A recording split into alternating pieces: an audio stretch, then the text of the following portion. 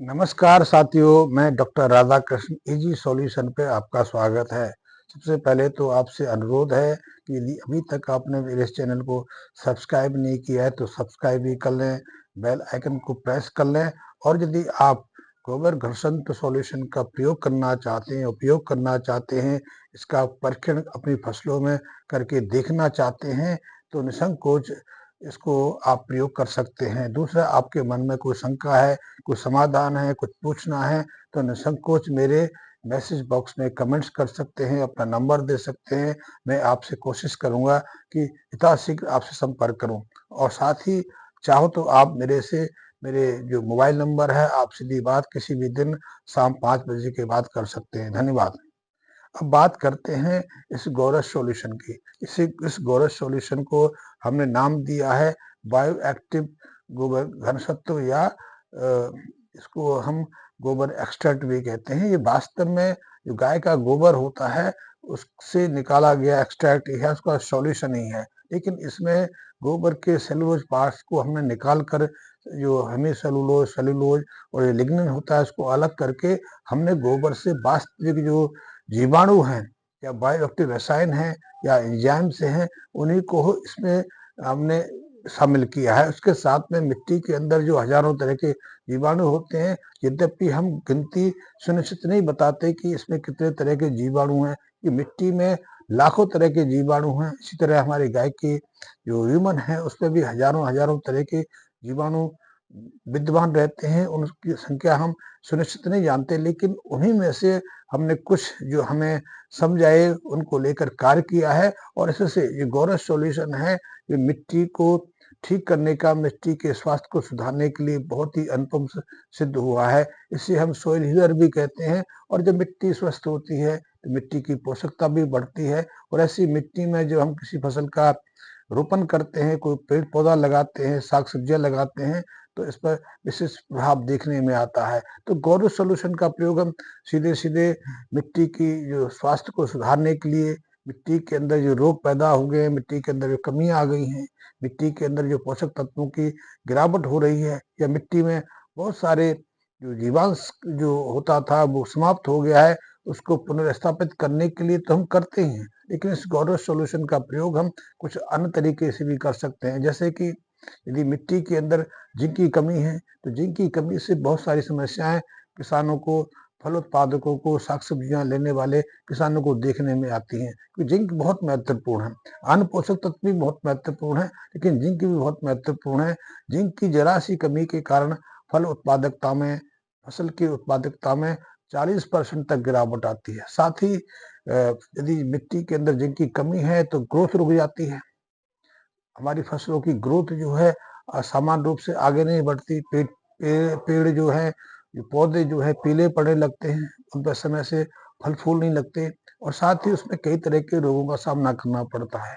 अध्ययन कहते हैं कि भारत के आधे से ज्यादा जो कृषि जमीन भूमि है उसमें जिंक की भारी कमी हो गई है। कारण बहुत सारे हैं, उन कारणों को गिनाने बैठूंगा तो ये पीरियड जो जो वीडियो है उसी पर केंद्रित होकर रह जाएगा। लेकिन यथार्थ यही है कि हमारे देश की अधिकांश कृषि भूमि में जिंक की भारी कमी है। इसीलिए फसलों में, साग सब्जियों में, पौधों में, जो फल हैं उनमें कई तरह के रोगों की जो तीव्रता इतनी अधिक देखी जाती है, गंभीरता देखी जाती है। और किसानों को अपने खेतों में जो खाद, जो केमिकल फर्टिलाइजर वो प्रयोग करते थे या दूसरे तरह के खादों का प्रयोग करते थे, उससे दुगनी तिगनी का खर्चा तो फसलों को रोगों से बचाने के लिए करना पड़ रहा है। इसलिए अब देखने में आता है कि एक किसान 5-7 हजार का तो खाद प्रयोग करता है, लेकिन 50 हजार से लाखों रुपए अपनी फसलों को बीमारियों से बचाने के लिए करता है। और इसका एक कारण यह है कि मिट्टी में जिंक और दूसरे जो पोषक तत्व उनकी भारी कमी हो गई है। जिंक की कमी से फसलों की ग्रोथ हो जाती है, जड़ें उथली हो जाती हैं, जड़ें अच्छे से नहीं जाती। एक पहला तो ये है कि जरा सा तेजी आंधी चल जाए, बारिश आ जाए, तूफान आ जाए तो फसल लेट जाती है। तो ऐसे में तैयार फसलों का भी नुकसान उठाना पड़ता है। दूसरा, कई तरह के रोग भी ऐसी फसलों पर आक्रमण करते रहते हैं। कि जिंक, जैसे हमारे शरीर के अंदर जिंक बहुत महत्वपूर्ण है। हमारी बहुत सारी जो मेटाबॉलिक क्रिया है, हमारी जो चयापचय क्रिया है, उनमें महत्वपूर्ण भूमिका निभाता है। जिंक बेसिकली कुछ प्रेरक की तरह है, एक कैटालिस्ट की तरह है जो क्रियाओं को जो रासायनिक क्रिया है उनको नियंत्रित करने में विशेष महत्वपूर्ण भूमिका निभाता है। हमारे शरीर के अंदर जिंक कमी हो जाए डायबिटीज हो जाती है, और डायबिटीज की भयानकता को तो हम सब जानते हैं।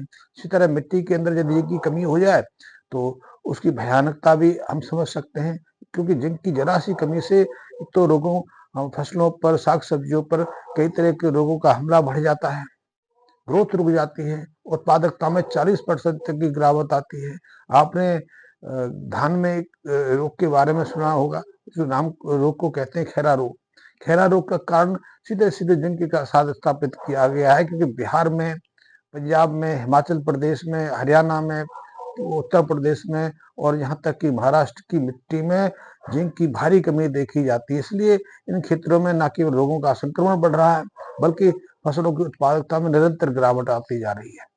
पौधे विकसित होते हैं लेकिन अच्छे से विकसित नहीं हो पाते, ग्रोथ नहीं कर पाते, तो बार बार हमें कई तरह के खादों का प्रयोग करना पड़ता है, तो उसके दुष्प्रभाव अलग से देखने पड़ते हैं, खर्चा अलग दिखाने पड़ते हैं। तो ऐसे में आप गोरस सॉल्यूशन के साथ में इस समस्या का समाधान सहजता से कर सकते हैं। इस गोरस सॉल्यूशन के मदर कल्चर को तैयार करके आप मिट्टी की स्वास्थ्य को तो सुधार ही सकते हैं, मिट्टी की उर्वरता में तो वृद्धि कर ही सकते हैं, और इसके लिए कोई ज्यादा खर्चा नहीं है। आप शुरू में इसके 2 पैकेट, जो 200 ग्राम के एक पैकेट होते हैं, 400 ग्राम मदर कल्चर, इसको गोरस सॉल्यूशन को लेकर उसका मदर कल्चर तैयार कर सकते हैं। और उसमें चाहें, क्योंकि हमें तो जिंक की वृद्धि करनी है, जिंक को सामान्य स्तर पर लाना है, तो उसके लिए आप जिंक सल्फेट का प्रयोग कर सकते हैं। आप कहेंगे जिंक सल्फेट तो केमिकल हो गया, लेकिन जो जो पोषक तत्व हैं वो तो अपनी यथावत स्तर रहेंगे। आप किससे लेते हैं वो महत्वपूर्ण है। आप बीमार हैं, दवा खाते हैं, दवा आयुर्वेदिक लेते हैं, होम्योपैथिक लेते हैं या फिर एलोपैथिक लेते हैं, महत्वपूर्ण है रोग से निर्मुक्ति। यदि आप बीमार हैं तो स्वस्थ होना चाहते हैं, जो दवा है, उपचार है, वो हमारा सुरक्षित हो सकता है। यदि आयुर्वेदिक उपचार हम रुचि रखते हैं तो उसको ले सकते हैं, लेकिन उसमें समय ज्यादा लगता है। रोग से स्थायी रूप से तो निर्मुक्ति मिलती ही है, लेकिन उसमें समय ज्यादा लगता है। बहुत सारे लोग होम्योपैथिक का उपचार भी लेते हैं, लेकिन अधिकांश लोग आजकल एलोपैथी का उपचार करते हैं। ठीक इसी प्रकार यदि हमें मिट्टी की जो जिंक की जो आपूर्ति करनी है तो उसको जिंक सल्फेट ले सकते हैं, जिंक कार्बोनेट का प्रयोग कर सकते हैं, जिंक ऑक्साइड का प्रयोग सकते हैं। यदि आप जिंक सल्फेट के रूप में इसका प्रयोग करना चाहते हैं तो सामान्यतः इसकी 10 से 15 केजी पर एकड़ की आवश्यकता पड़ती है, लेकिन यदि आप गोरस सॉल्यूशन का प्रयोग कर रहे हैं तो इस गोरस सॉल्यूशन के 100 से 150 लीटर की जो मदर कल्चर है उसमें 5-7 किलो के आसपास यदि आप जिंक सल्फेट डाल देंगे तो आपकी जिंक की जो कमी है, आपकी जो मिट्टी में जिंक की कमी हो गई है, जिसके कारण आपकी फसलों को बार बार रोगों का सामना करना पड़ रहा है, या फिर उत्पादकता में कमी आ रही है, फसल की ग्रोथ नहीं हो रही है, फसल पीली पड़ने लगी है, उसमें फोटोसिंथेसिस की क्रिया धीमी पड़ गई है, कमजोर है, तो ऐसे में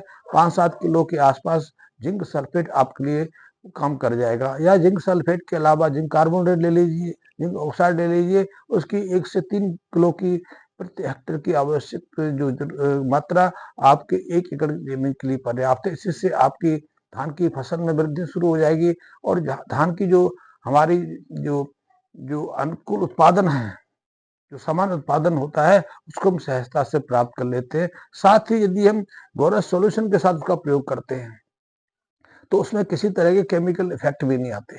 वो साधारण, जैसे हम भोजन करते हैं, भोजन के माध्यम से भी हम पोषक तत्वों को ग्रहण करते हैं, और हम फास्ट फूड, जो जितने भी फास्ट फूड आज प्रचलन है, जो प्रक्रिया युक्त तैयार करते हैं, उनसे भी आहार के रूप में उन्हीं पोषक तत्वों को प्राप्त करते हैं। लेकिन प्राकृतिक रूप से जो भोजन करते हैं वो सहजता से बिना किसी दुष्प्रभाव के पोषक तत्वों को ग्रहण कर लेते हैं। इन्हीं पोषक तत्वों को प्राप्त करने के लिए हम प्रक्रिया युक्त फास्ट फूड का प्रयोग करते हैं, तो उसके दुष्प्रभाव भी होते हैं। ठीक इसी प्रकार आप जिंक सल्फेट का प्रयोग कर सकते हैं, जिंक ऑक्साइड का प्रयोग सकते हैं, जिंक कार्बोनेट का प्रयोग कर सकते हैं। और यदि इससे भी अलग हटना चाहते हैं, आप चाहते हैं कि आपने विशुद्ध ऑर्गेनिक और प्राकृतिक तरीके से ही जिंक की आपूर्ति पूरी करनी है, तो आजकल इसके ये धनिया खल का प्रयोग कर सकते हैं। धनिया खल से सहजता से हम जिंक की आपूर्ति कर सकते हैं। या फिर आप जो नीम की खली होती है, आप प्रति एकड़ कम से कम 15 से 18 किलो के आसपास यदि नीम खली को गोरस सॉल्यूशन के साथ साथ मिक्स करने की प्रक्रिया यही है कि आप 2 पैकेट गोरस सॉल्यूशन को ले लीजिए, इसमें 2 किलो गुड़ ले लीजिए और 400 लीटर के आसपास पानी ले लीजिए और इन तीनों को मिक्स करके आप 5-7 दिन रख दीजिए। 5-7 दिन में आप दिन में 2 बार इसको चलाइए और इस प्रक्रिया से आपका गोरस सॉल्यूशन तैयार हो जाता है। इस अवधि में जो बैक्टीरिया हैं कई कई हजारों गुना बढ़ जाते हैं।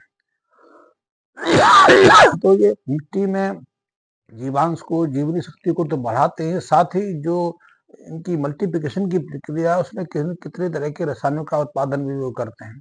ऐसे में जब बोरस सॉल्यूशन का प्रयोग आप नीम खली के साथ में करते हैं या फिर नीम खली में आप जिंक सल्फेट मिक्स कर देते हैं, तो जिंक सल्फेट की कम मात्रा आपको साधारण जो जिंक सल्फेट के उसके तुलना में कई गुना अच्छा लाभ प्रदान करती है। जिंक सल्फेट की न्यूनतम मात्रा आपको अधिकतम लाभ प्रदान करती है। आप धनिया खली का प्रयोग कर सकते हैं। धनिया भी जिनका बहुत अच्छा स्रोत है, ये प्राकृतिक स्रोत है।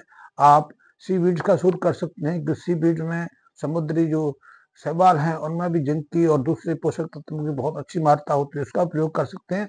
और जिंक जो गोरस सॉल्यूशन है उसके साथ में इन सभी की 1/4 मात्रा से या उससे भी कम मात्रा से अच्छे परिणाम मिलते हैं। तो गोरस सॉल्यूशन का प्रयोग हम कई तरह से करते हैं। पहला तो सीधा सा है मिट्टी के स्वास्थ्य को सुधार करने, मिट्टी में किसी तरह कमी तो आई गई है, तो जीवांश बचे नहीं, जो जीवाणु होते थे वो बचे नहीं।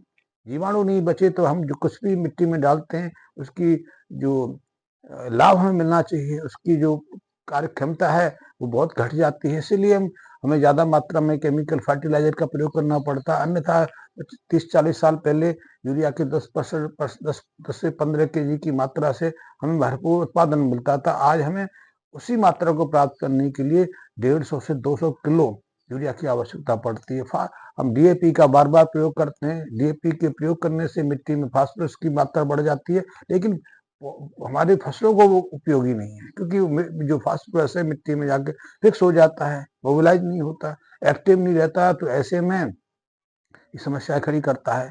तो ऐसे में आप